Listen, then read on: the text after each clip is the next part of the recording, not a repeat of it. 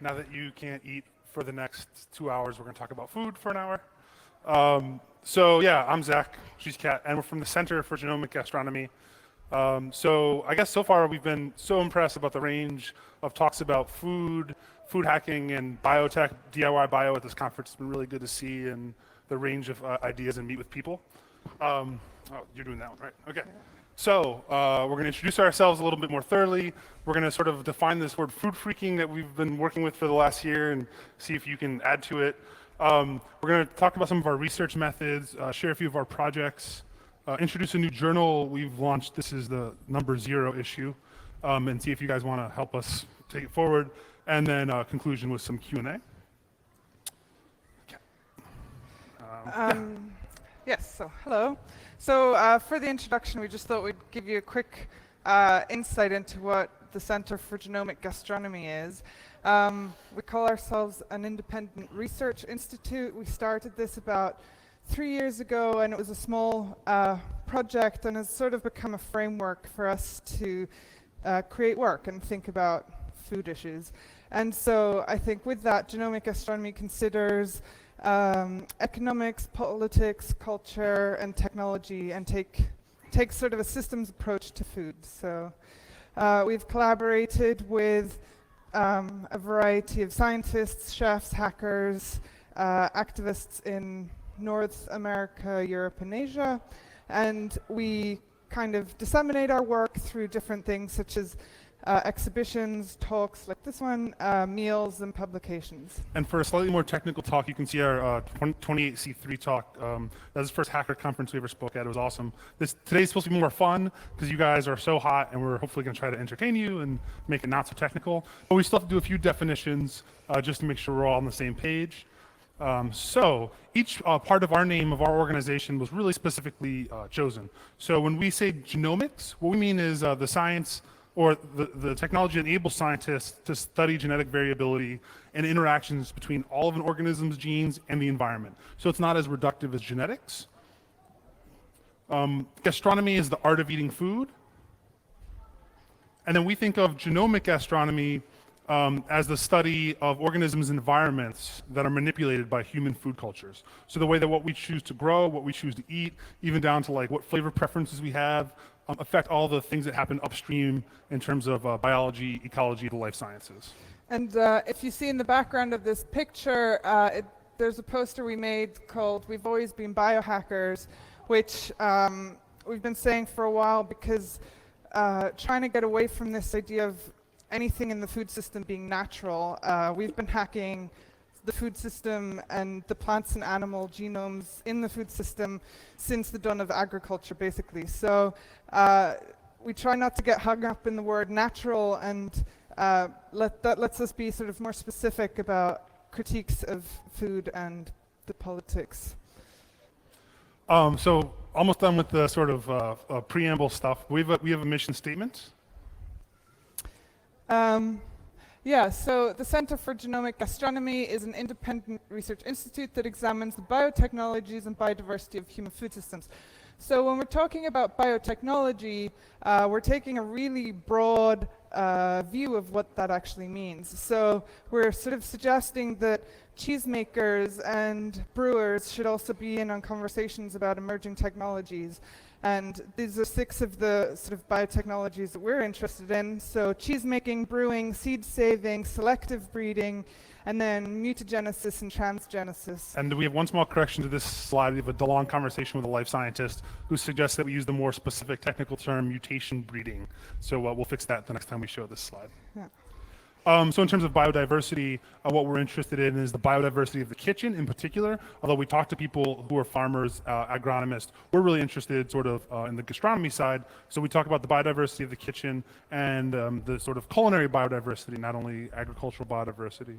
And I think there's a big question for us, which is which of the mutants that we've made over the last 10,000 years of having agriculture do we want to love?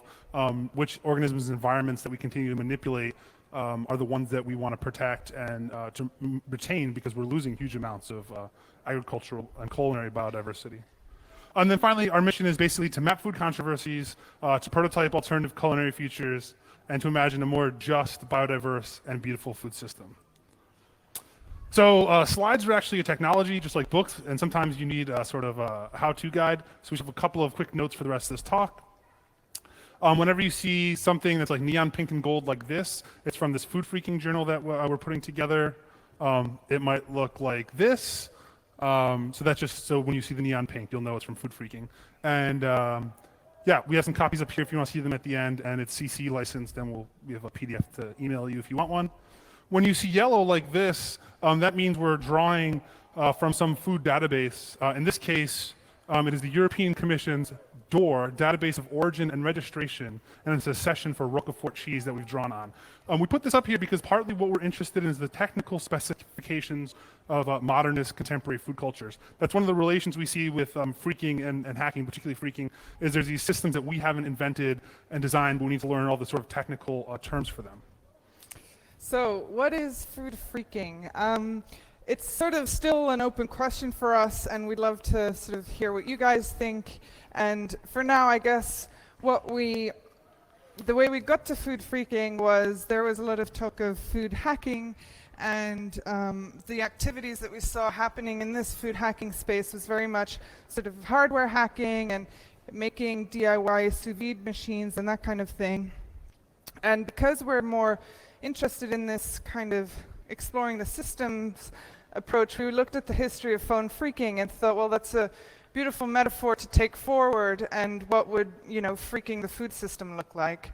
And so it's sort of also this idea of exploring and exploiting an existing system as opposed to creating one. And instead of telephone networks, we're interested in food networks. So that's sort of the sort of definition we have for it as of now. And it's definitely not in opposition to food hacking. There's probably a continuum. We don't even know if this is a real thing. It's just the way we create metaphors and can draw on a different subcultural history that probably a lot of you guys know a lot about. We love food hackers. So we're going to mash up, continue to look at freaking and other sort of critical technologists and borrow some of their language and make new metaphors and hopefully make some new alliances. We saw a talk yesterday that was really great, I think on this stage, that was a seed saver from the EU, and of course there's the Food Hack Lab over there. So we're hoping to pull all these folks together. As I mentioned, one of the things we're really geeky about are these food databases. So here are some of the ones we'll show you today. And it's one of the things that I think a lot of home farmers and foodies that we talk to are not so interested in, and because we're super geeks, we are. And so it's an interesting point of conversation to use these databases to do something sort of creative with them. And there's usually numbers associated with them. And I think this is the last slide on this food freaking idea and what it might be. But basically, we think it sits somewhere between food, technology, and open culture. Okay, so now we're going to talk about some of our research methods. Sorry, this is like such a big space. We'd usually have questions as we go, but I think that's going to be too tough.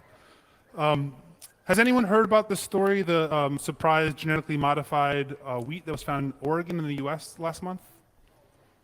Okay, wow, almost no one. So 4 or 5 people. So basically the short of the story is that this guy found some plants in his field, a farmer. He sprayed them with Roundup, which is a pesticide, and the plants didn't die. He thought maybe it was a super weed. Someone from university came out to take a look. It turns out that it was a genetically modified Roundup Ready strain of wheat that Monsanto had. Monsanto is a large multinational, for those of you who don't know, a chemical and agricultural company, sorry.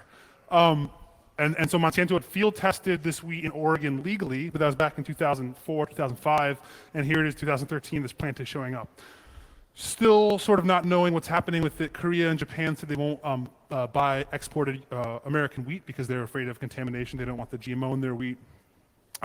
What's even more sort of interesting and bizarre is that Monsanto's first response to say it was a false flag attack, that obviously environmental activists had planted their proprietary, very difficult to get plant in some fields. But if you think about it, that's sort of an interesting tactic, because that same week, some environmental activists in Oregon did hand burn a field of genetically modified beets, and no one has heard about that story. So if you're interested in false flag attacks and their efficacy, you may want to look at the Critical Art Ensemble's Fuzzy Biological Sabotage and see how that might relate. So we were really interested in this, and so one of our research methods is field trips. So the first thing we did is we went to the USDA's Federal Grain Inspection Service, which is in Portland, Oregon, the United States. If you don't know where that is, it's a West Coast city between San Francisco and Seattle. And it turns out that 40% of America's wheat leaves from that port. So the US federal government has a grain testing facility. So we visited them with some of our students as faculty members from college. They were amazing, so welcoming. All of their equipment's like analog. They have things called, what are they, shakers? Like nothing is digital. Like they have these things that like shake the wheat and basically go out with the small particles, and they measure it by hand and all this. So we were talking to this guy and we said, okay, so you test for contamination, you also do grading. How are you guys testing for GMOs? And he was very forthright and said, well, we actually can't yet. We're probably gonna have to buy that technology from Monsanto, Dow, or Cargill, or a third party. So to add another layer of complexity, whether this was a false flag attack or not, now the US government, it seems, is gonna have to buy the testing kits from the very companies that are supposedly contaminating.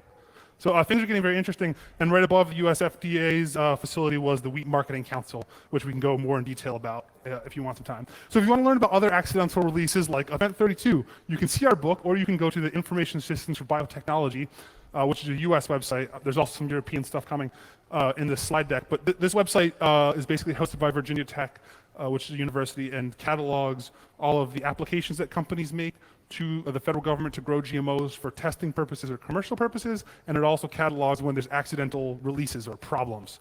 Okay. And so with that, we think that gastronomy is as much about acquisition as it is about preparation. We're interested in the provenance of ingredients. So for example, a simple example is wild-caught salmon is not really the same as farmed salmon. And so we're not just interested in GMOs. There's also heirloom varieties, open pollinated varieties, and local ingredients and that type of thing that we're interested in. And this is one quick example. We did an exhibition in Dublin, and we partnered up with a local seaweed harvester called Quality Sea Veg, and basically wanted to display and make public the many varieties of edible seaweeds that they were harvesting just off the coast of Dublin. And we're excited about this sort of shift in focus from molecular gastronomy, which is very much about understanding the chemicals and building sort of a reductive approach and building things up to create interesting foods, to the sort of more NOMA approach, I suppose. So for those of you who are foodies, there's El Bulli, which is the sort of molecular gastronomy restaurant, which has won Restaurant of the Year for multiple years, and now Noma, which is a Danish restaurant, which is very specific about its ingredients, like that fish was caught from that lake in that season and blah, blah. And they even have a research and development lab. Yeah. So they're pretty geeky, which is cool. Yeah, and so I think that this is an example of food hacking shifting to food freaking. I would definitely consider Noma food freakers in some way. Maybe they'll give us free tickets to the restaurant. And yeah, so you can. So actually, this all this research started off in 2010 when I was teaching at an art and design college in Bangalore, India, Srishti School of Art and Design, very interesting school. And my students were in a color theory class with me, and we got into a conversation about the colors of vegetables. And it turned out that Monsanto, yet again, this very large company, was trying to get approval for genetically modified aubergine in India, and it would be the first genetically modified edible food, edible plant in India. They already had GM cotton. What's bizarre about aubergine is that it is indigenous to South Asia, and almost every village has some specific cultivar that they've cultivated over thousands of years. So you can see all these different colors, shapes, and sizes.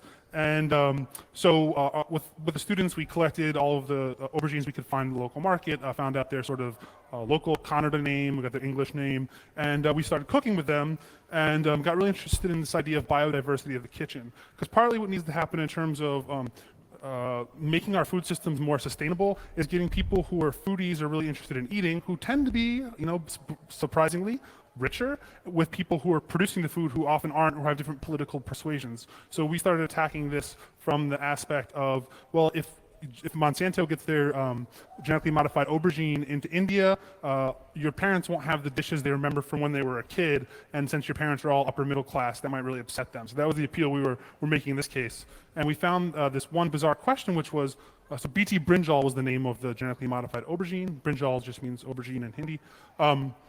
There's one question that wasn't in the press, in the English-speaking press anyways, in India was, what do these taste like? There was lots of questions about how they might affect the environmental health, the human health, but there was never the simple question of what does it taste like? And when you ask that, you start to realize that Monsanto's not going to have a huge product line of a bunch of seeds. They're going to pick a few high-performing ones that maybe don't work or perform super well in the kitchen. So this is where all of our work sort of began, and we basically are a one-trick pony. We have one question, which is, what happens if I eat this? So we just pick weird things and we ask that question? So this is a little list of a few things we've wondered about what happens if I eat this. We'll talk about glowing sushi and smog in the future and further on, but then these two are also interesting. Hypersweet and sour pickles and the BioSteel goat's cheese. So I don't know if you guys have heard much about the BioSteel goat's cheese, but... Oh, wait, has anyone heard about BioSteel goats? Oh, wow. Okay, this is amazing. Oh, you guys need to just go to Wikipedia and look this up. It's true. We can't make it up. So basically, there's a goat. It's a military project, US, Canada kind of shared thing. It's a military project. They put a transgene, that means they genetically modify a goat so that in its milk it produces a protein similar to spider silk. And then they milk the goat. The idea was they'd milk the goat, they would harvest those proteins, weave them, and make armored vests. Because spider silk is the strongest material in the world. So the project is Size-wise. discontinued, but pretty soon a taxidermied version of a BioSteel goat would be on display in Pittsburgh, Pennsylvania in the United States at the Center for Post-Natural History. So you can sort of get the full story there. But we basically asked a simple question was like, what happens if we milk this goat and make cheese out of that stuff? Like, we haven't been able to acquire any of the milk yet. But that is the question we have.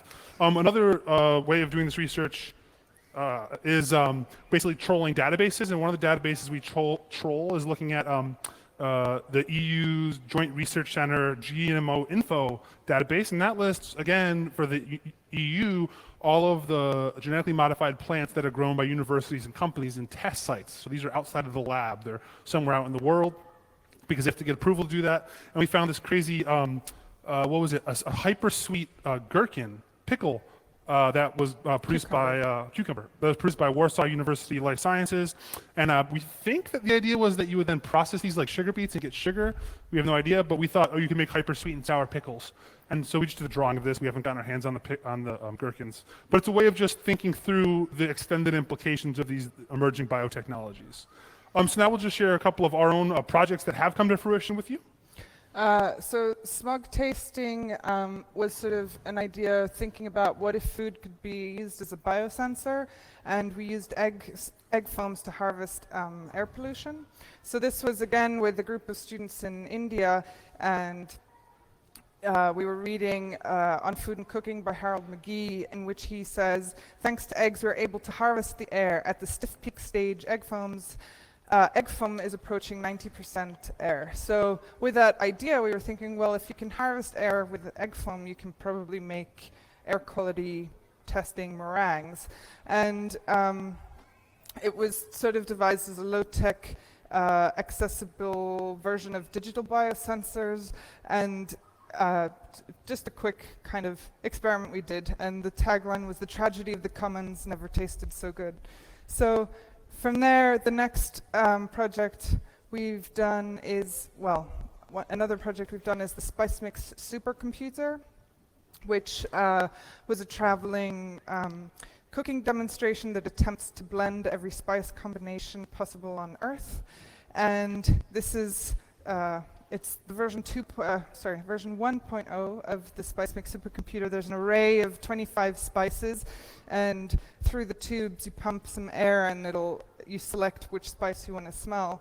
And it's based on like an analog patch-based synthesizer for sound, and in this case it's for smell. And the idea behind this is that, so this is a very low-tech version, but we do want to try version 2.0, and which would be a networked sort of smell sharing smells over the internet. We should say, once you smell the spices in this crazy helmet contraption, you then make the blend in the back, and we keep a record of all the different blends. And so if we keep running this computer as it goes throughout Northern England for the rest of the time ever, we'll get all of the possible spice blends in the world. So it could potentially be a sort of networked recipe making device or something like that. And yeah, we've worked a little bit with the DIY Bio group in Portland to make version 2.0, but we're still in baby stages as of yet. We thought this idea was totally crazy. I don't even know if it exists in science fiction. Like, people really want, I mean, smell-o-vision, but people really want to network smells. But then in the last few months, we've seen two versions. There's a big research group at National University of Singapore, and there's a military contractor that are doing sort of like smell-o-vision. And theirs are super high tech, and it's all about over-engineering, getting the exact smells with special chemicals. And we just wanted to hack something together, and since you can get spices anywhere in the world, it's like printer cartridges. You could send these, at least that limited fidelity of smells across the internet. So that's sort of the plan. And we get inspiration from everywhere. When we were in Europe like 4 years ago, we saw these. I don't know if you guys have seen these. Maybe you're not supposed to say you've seen them. They're these sort of illegal milk machines. So farmers by law aren't allowed to sell all their milk. They have to dump it under EU regulations. So instead of dumping it and wasting what's pretty good, tasty biomass, they make what I'm calling like the blue box for milk, which is just like this box that you go and put money and you get milk and avoid that entire regulation system. And so food freaking is a bit clunky. But it's getting smaller. It'll get better. So we're really interested in alternative vending machines. So taking that European inspiration, we brought it back to the US with us. And just in the last half year, we created Seedomatic with a couple of students from the Pacific Northwest College of Art, and it's a vending machine that dispenses heirloom seeds and small bags of soil. So these are the little seed packets you would get out of the vending machine, and this is installed in a plant store in Portland. And we go back one. Okay. Oh yeah. So it doesn't take any electricity. We got an old vending machine that you just sort of turn crank, and there's seed packets in the top row, and you can take it around to different locations. So it seems to be in some amount of demand. And then we have documentation of the seed savers that we invited to be part of the vending machine.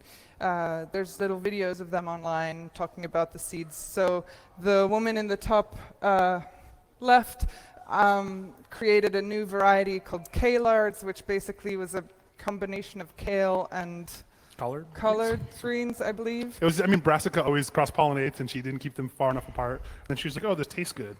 And this is a hugely different thing than we heard yesterday by the speaker who was talking about EU seed laws, where you, by law in the EU, are required to actually apply for a permit to sell seeds that you've created. And a lot of seed-saving organizations we've run into in Europe are basically illegal because they're too expensive for them to do that, and it needs to be based on previous accessions in the database or something. And so one huge difference is that in the US, you can just breed to your heart's content, which is both good and bad, but there's not any sort of regulation like that. But it also means that we had the videos because there's not information about these seeds other than sort of oral information. And so as a counter to yesterday's talk, which was about European seed saving and how difficult that is, this is sort of an example of the American version where there's the Seed Savers Exchange, which has been around since the 70s, and it's a huge catalog that of home gardeners sharing the seeds that they've created. And there's currently over 12,000 varieties that you can choose from and exchange. I don't even know if they have a digital version, so there's definitely some amount of like reaching across the aisle and talking to sort of super dorky ag folks and food folks and maybe providing some skill sharing. Yeah, and it's sort of perhaps an example of a folksonomy. And here you can see some shots we took of the inside of the booklet, and it just sort of, it's like a telephone catalog, but for seed savers. So you can just look up, what kind of seed you want, what region you're in, and find specific seeds arranged for your, developed for your bioregion.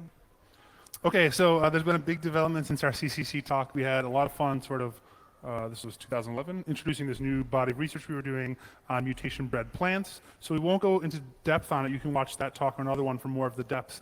But we wanted to sort of update you on it and say that we are making a barbecue sauce now with these plants. We were hoping to bring it and serve it to you today, but there's been some bottling problems, so I apologize. We don't have it yet. But basically, you want to do this one? Yeah. What you need to know about this story is that basically since the middle of the century, starting with the Atoms for Peace program in the US and all over the world, not just the West, like East Asia, Africa, there's been mutation breeding programs. And it's programs that use radiation and chemicals to induce mutations in plants. And that a lot of these plants are in our food system. And most people that we talk to, including biologists, life scientists, et cetera, don't know about this history. These are two gamma gardens, as they're called. Where they would lift up radioactive material and expose the plants, and then they would mutate. So we wanted to do just like a quick and dirty reality test. So we knew that ruby red grapefruits in the US, which is sort of a generic name, some of them were mutation bred. So we went to like the local corner bodega that's sort of, saying we're organic and we're hippie. We bought 3 grapefruits, and here they are, and you can see their sticker numbers. Those are their PLUs. And we looked up their PLUs, and it turns out that 2 out of 3 of them were in fact mutation bred. Now, we didn't know that right away. We had to do some digging and look at the name and compare it to the database, the International Atomic Energy Authority's database. So unlike GMOs or organic, mutation bred is not, it has no legal sort of status in the marketplace, only in terms of the UN's FAO. But these prefix numbers, at least in the US, they're 4 numbers usually. If it's preceded by an 8, it means the GMO. If it's preceded by a 9, it means the organic. There's not one for mutation bred, and there's not one for organic GMO, which, believe it or not, is actually, I believe, still a legal thing that is possible in the US, to have a genetically modified organism that is grown organically. So anyways, back to the mutation breeding, we were finding a lot of these plants, and they're easily available in the market, and we wanted to do something with them, sort of to like bring them together in one story. So we made a barbecue sauce, and this was a photo shoot for an advertisement we're doing for our barbecue sauce. Got a little smoky. The first food that's in it is a Golden Promise barley, which is a varietal of barley that we found in Macallan Scotch whiskey. They're actually phasing it out, but one of the cool things is Scotch takes a long time to age. So because we're just like 10-year Scotch, we're getting what they grew 10 years ago. So they were still at that time using Golden Promise barley, which is a mutation-bred barley variety from the UK. We're using Rio Red grapefruit juice, which you can buy at a just generic store chain called Trader Joe's. They have Rio Red grapefruit juice, so that goes into our barbecue sauce. It tastes super good, by the way. I know it sounds a little bit intense, but it's actually very tasty. And then Murray's Mitcham peppermint is probably one of the most ubiquitous mutation-bred plants. It's actually grown in eastern Oregon. A lot of the peppermint oil that's used for food, or peppermint extract, I should say, uses this variety because it's supposedly blight tolerant. And at the bottom, you'll just see that's sort of the program that maintains the database of all this, because as we always like to say, it turns out that if you have radioactive material, you have to fill out paperwork. Sort of interesting.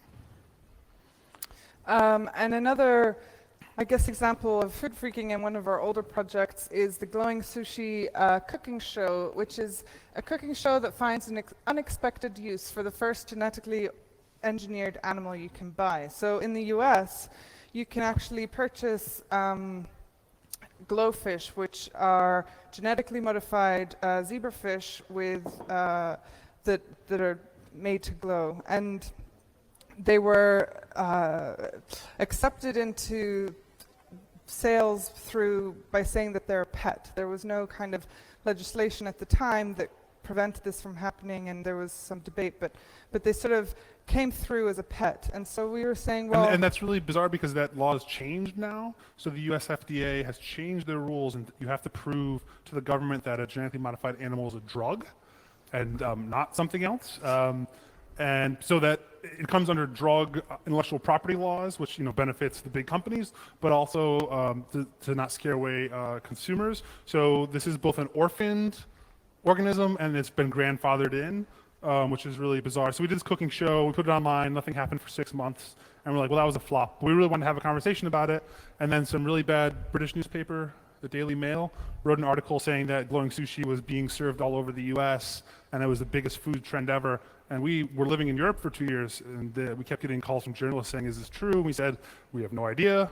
You should just call a sushi restaurant and see. But so we made this dish, and we wanted to satirize the innovation paradigm. And this is something we're all guilty of probably here, is a bias towards, oh, it's innovative, it's new, it's great. And what's really interesting about this is that it's had so many different names. So is it a pet? Is it a drug? Is it a product? Is it an organism? Is it an ingredient? And you can't have it only the ways that you want. You have to either accept all those things or none of those things.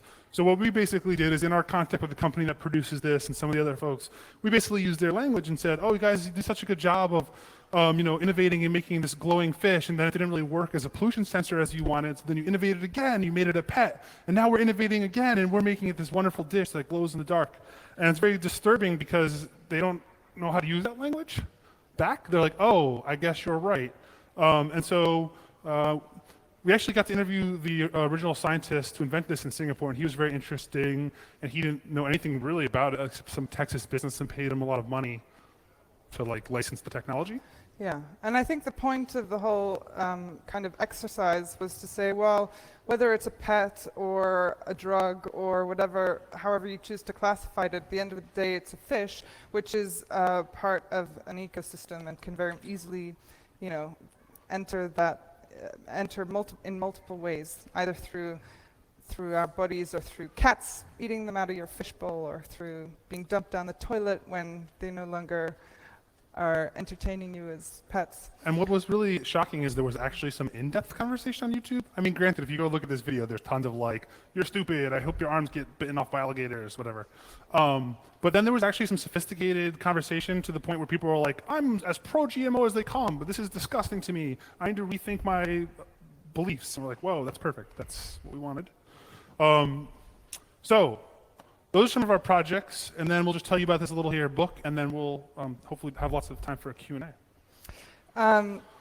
So we're really glad that we managed to make this little book because it was sort of an opportunity to think through what food freaking is and what it isn't, and basically creating a framework for this term or this space. And I think, as I said earlier, there are lots of food freakers already out there, and it's basically anybody who's geeky about food politics and policy and that kind of thing.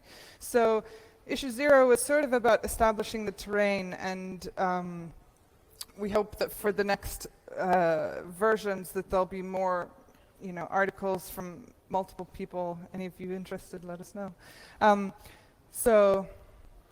So this is, we basically, as one way to get our heads around what food freaking might be, we made a 4-quadrant diagram, which we can't actually remember the name of from math. But basically the axes go from open to closed, the y-axis, and from illegal to legal on the x-axis. And that sort of pink tongue part is where we think food freaking sort of sits. So you see that it's mostly on the open side, but there's maybe some illegal behavior that's permitted, as well as some legal. And the different sections we have, I'm just going to quickly read these. Section A is legal and open source food design and participatory food design. Section B is illegal and open, culinary civil disobedience and outlaw ingredients. Section C is illegal and closed, so black hat food hacking and food crime. And Section D is legal and closed, proprietary food engineering and closed source food design. And then there's a bunch of lists of all the different topics there. We're trying to have some fun with it too, because it can't be too serious. So this is what the different section of the books looks like. Yeah, so the open source food science, I think, yesterday we went to a talk by a guy making metamate and who spoke about open source cola, and I think that, both for their business models and their dedication to open source culture, we sort of thought that would fit perfectly within this. For us, one of the big they're doing such amazing work, and I know they're putting a lot of stuff in English, but the amount of stuff that's happening in Germany in general, and Berlin in particular, is so awesome. We're really inspired by what's happening in those scenes. So just to explain two projects within the illegal and open section, the culinary civil disobedience and outlawed ingredients. There's the non-browning Arctic apples. So that's a product the Canadian growers trying to get approval for. It's a genetically modified apple that has a gene silenced, and so basically it doesn't brown. When you cut an apple and expose it, it turns brown. And on the face of it, I'm not stressed about that. I'm like, okay, that seems really silly. And the more I thought about it, I was like, oh, that means they're going to pre-cut apples and put them in plastic bags so they can serve them at McDonald's. That seems pretty pathetic. So that would probably be the, what do we say? The bad ingredients. Yeah, outlawed ingredients. And on the other side, there's the raw milk clubs who, in multiple places around the world, raw milk is now becoming illegal for various reasons. Some of them are health related, but it's often not so much. And so illegal raw milk clubs would, for example, be an example of culinary civil disobedience. So they're doing it relatively openly and this is not an defining- imagined thing. Some of our colleagues in the U.S. where raw milk is illegal do, illegally once a week drive out to a farmer and buy their raw milk. It's sort of their thing. And just a quick note on the book, they're really short. These little comments are tweet length, which made it really hard to write them. And there's like hashtags at the top, which you can't really read in these slides, but if you'll see that later. We're almost done. So this was actually an amazing lesson we had in the Netherlands when we first came here, 2 years ago now, working on a project with Designers and Artists for Genomic Award and hosted by Vogue Society. I think Lucas a second ago. We were like, oh yeah, there's these invasive organisms, these little crayfish, and we eat them in the US, they're so delicious. They're actually from Louisiana, and they got brought here by a restaurant in The Hague who didn't like them and dumped them in the river, and so now there's this huge invasive problem. So we'll just collect them all up and eat them. And so we started thinking about that and making recipes, and then we talked to Bram Kosa, the crayfish expert of Netherlands, who told us, actually, crayfish are really annoying because if you hunt them and you accidentally grab an alpha male, all the betas get larger and the entire biomass gets worse. So please don't fish them. So we were like, okay, that's an example of learning from your mistakes and not going crazy. And on the other side is again, sorry this is so U.S. specific today. Usually we have a much broader palette. There was a bunch of tests in markets in New York, and it found what's the number there? I don't know, some huge amount, 60% of the fish was mislabeled. And so on the one hand, they were doing genetic testing to prove that, which is interesting because that's one of the things science does, right? Is it can verify and sort of end arguments. On the other hand, it's interesting that people haven't cultivated enough taste to know that the fish they're buying isn't that thing. And so I think just like some of these skills that we are doing here, like lock picking, that are sort of these lost arts, just being able to taste the fish and identify it seems like something worthwhile and interesting to retain. All the images in this book are Creative Commons licensed, or most of them are, with the licensing here, and the book is also Creative Commons licensed, and something we're always trying to do with our artwork is make as much stuff open and accessible and free as possible. And so the last note on that is we still think, after all this, that we have always been biohackers, and we shouldn't be scared of that, but we should be very critical and thoughtful about how that story is being told in the mainstream media. Okay, so these are some of the databases that I mentioned today. I'll put them up on our website, but it's the EU's DOORS, their Protected Designation of Origin database. The International Atomic Energy has a mutant variety search, I don't know what the G is for, database. The EU's Genetically Modified Organism Info database. There's PLU lookups to look up product codes, and it gives information about different products. And then there's a huge one, Information Systems for Biotech, and that includes all the accidental releases as well as the applications that companies and universities make to the federal government to get approval to do field tests. Okay, so that's super geeky. I'll end there with that, but you guys can, if you're interested in that. We have lots of folks to just quickly thank. I won't say them all, but we've worked quite a bit in Asia, and we have a lot of folks that have helped us out there. One actually thing I see that's not mentioned here is Hackteria, which is a sort of DIY bio group that goes between Eastern Europe and South Asia. Lots of folks, particularly here in Europe. I know I saw Lucas Evers here today from Vogue Society, and he's been great. And we've had a lot of other good support, particularly here. And then the US, some of the folks that have supported us in this work. And that's it. Thanks. Questions?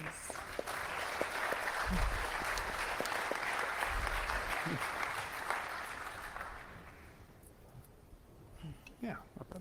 Thanks. Interesting. Can I? Yeah? Yeah. Thanks, interesting talk. Not sure if I should ask this, but if you can answer it, but I'm going to try. You mentioned that nature is fighting back against Monsanto by making Roundup Ready weeds. I wouldn't phrase it that way, but yeah. I will, Yeah. and I like it. I fail to see how the genome of Roundup Ready stuff in the wheat gets into weeds. You have any clue? How what? I'm sorry? How can you get crossbreeding between weeds and weeds? Oh, okay, yes. That was what the confusion was. The farmer sprayed his field with Roundup, and because the plants that were there didn't die, he thought they were super weeds. Now, maybe it was the farmer's son. It's unclear. How do you not recognize wheat if you're a farmer? But anyways, that's the story in the press. Okay. And so he thought it was super weeds. Super weeds are weeds that grow regardless of being sprayed with pesticides. Right. They've grown tolerant to them. Basically, I mean, this is why the word nature is interesting, right? Because we're unintentionally selectively breeding for a variety of weed that is actually resistant to something we've made. But we can, nature, it's fine. I understood the genome was carried over, and I didn't understand that. Thank you. Yeah, And yeah. weed is in undesirable plant, not weed, which is ubiquitous in the Netherlands.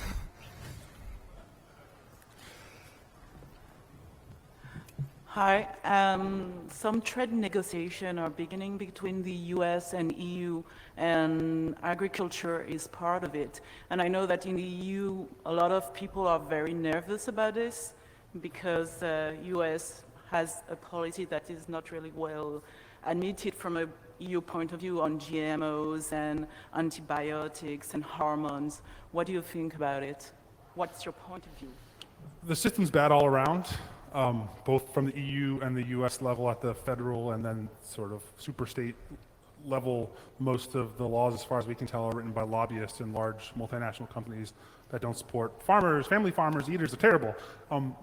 For me, and maybe that's one of the interesting distinctions, is that the US is a highly unregulated place. A lot of what we saw since the 90s was because the US was pushing neoliberalism and trying to, through the WTO and World Bank, change agricultural policy across borders. The EU, in part, resisted that and made laws that protected farmers, so they wouldn't, have this sort of farm failure, and that work would be sort of exported to the east or to the south. But in that process, the EU also developed laws that were at times highly restrictive. So the example that heirloom seed savers in the EU can't just save seeds and sell them or continue to crossbreed them.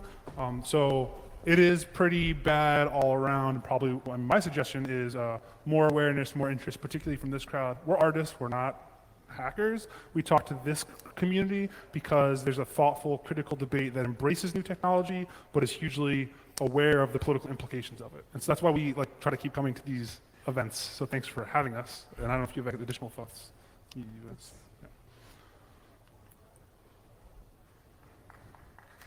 it. That's it. Okay. Thank you. And we have about 10 books, so first come, first served. They're We- 15 euros each, and we'll be in the media room. And if you want a free PDF, just email us, and we haven't put it up online yet, but we'll send you the free PDF. Yeah, put in the next 48 hours.